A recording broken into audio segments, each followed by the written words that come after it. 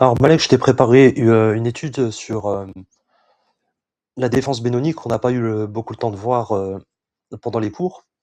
C'est une défense qui est beaucoup jouée, qui est importante à connaître. Alors c'est contre D4.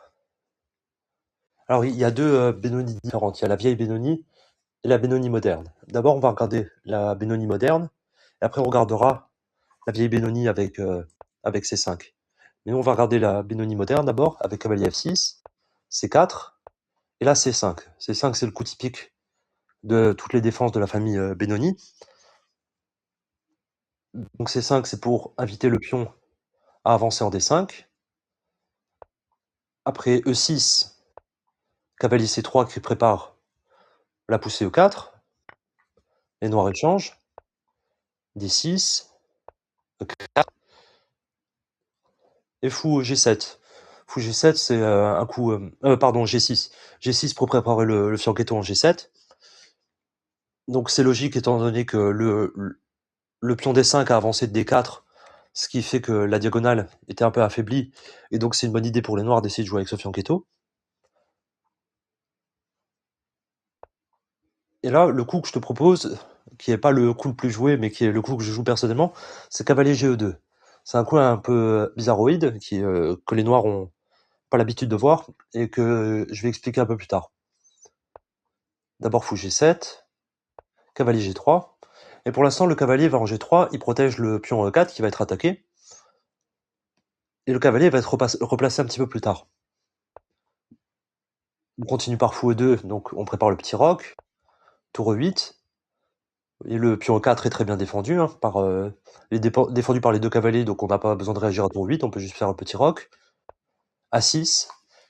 A6, c'est un coup très important parce que c'est un des coups thématiques de la Benoni que les noirs essaient de jouer tout le temps.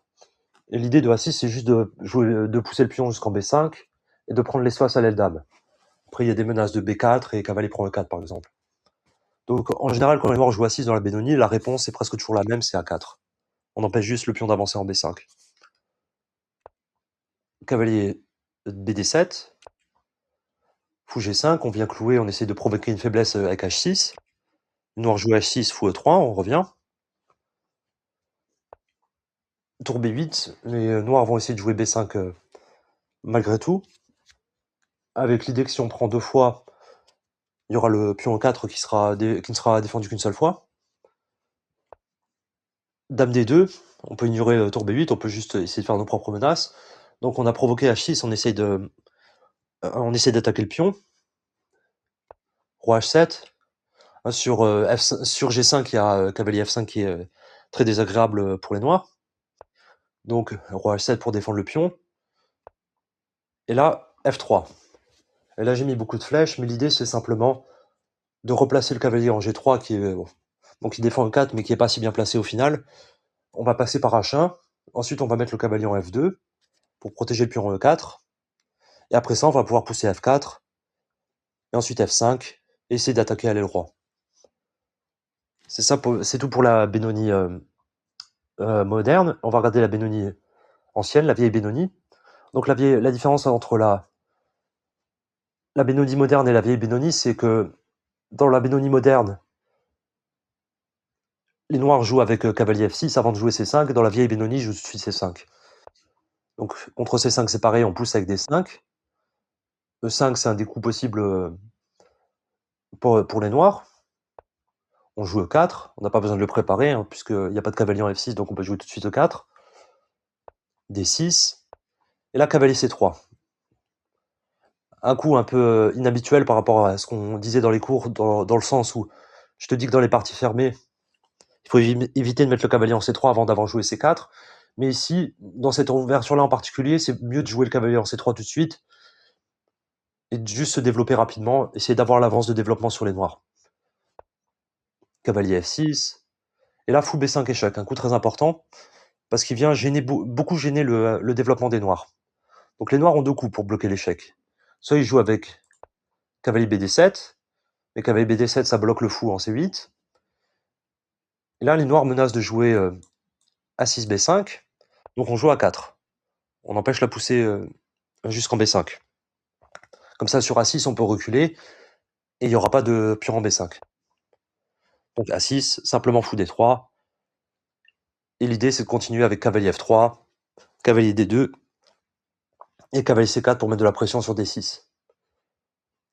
Et si je reviens à l'échec, donc fou B5, l'autre option c'est de bloquer avec le fou en D7, et le fou en D7 c'est pas idéal non plus parce que ça bloque le cavalier en B8. Et là c'est pareil, on joue à 4, avec l'idée que si noir prennent en B5, on prend pas avec le cavalier parce qu'il y a le pion en 4 en l'air, on prend avec le pion, et comme ça on a la tour ouverte sur le pion A7. Et puis en B5, souvent il gêne les noirs parce que il prend la case A6 au cavalier en B8 par exemple. Donc les noirs, ils n'ont pas intérêt à échanger en B5, ils devraient plutôt juste développer avec fou D7. Et là, H3. H3, c'est pour pouvoir jouer cavalier F3, parce que si on jouait cavalier F3 tout de suite, après A6, on recule, on échange, on essaie de garder ce fou en D7. Le problème, c'est que le fou peut se replacer par fou G4. Et ce serait pas super pour nous. Parce que ce fou, on voulait qu'il reste en D7 pour qu'il soit mal placé, pour qu'il gêne le cavalier en B8. Donc jouer cavalier F3 tout de suite, c'est pas bon. Il faut d'abord empêcher fou G4 par H3.